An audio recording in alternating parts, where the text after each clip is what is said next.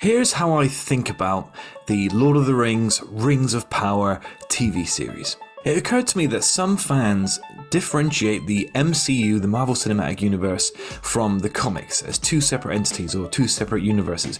And that's exactly what I do with Rings of Power and the Peter Jackson movies. I see the Peter Jackson movies and this as a separate project inspired by the books that is now creating for us an expansive and beautiful on-screen world. Amazon don't have the rights to the Silmarillion, so sometimes they have to get creative with the characters and the lore in order to flesh out a story to tell. And if you're on the fence about Rings of Power, then you can see the series as just a beautiful prequel that builds the world that Peter Jackson's Lord of the Rings is set in. If you're getting annoyed because the strict lore of the books is not being adhered to, then you will always be annoyed by it. But if the Tolkien estate won't sell the full rights to Amazon, then of course it's not going to play out on screen the way you want it to. Now, there are some key things I really enjoy about Rings of Power. Number one is Galadriel.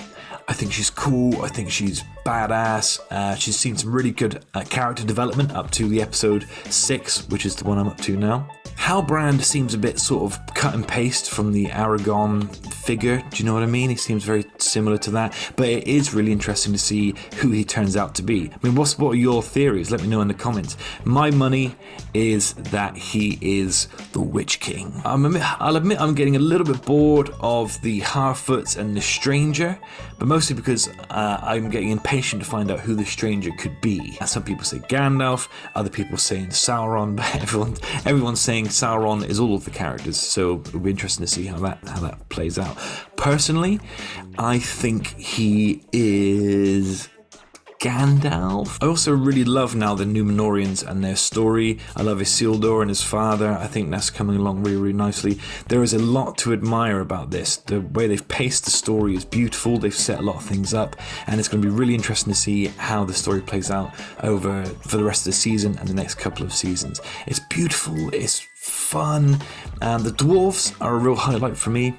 So I think our patience with the first 3 or 4 episodes is really starting to pay off now. It is a very beautiful series. It is very well written. It's staggering to look at on screen, and that's it. So far, I don't normally review things, so I'll give it 3 out of 5 Steves. It's very good so far, but it's a little bit of room to progress.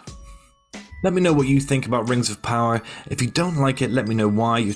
You're totally entitled to, and I totally get why people are upset with it. I will also remember to subscribe. We've got one of the UK's best up and coming podcasts, and I'm excited for you to hear and see what we've got coming.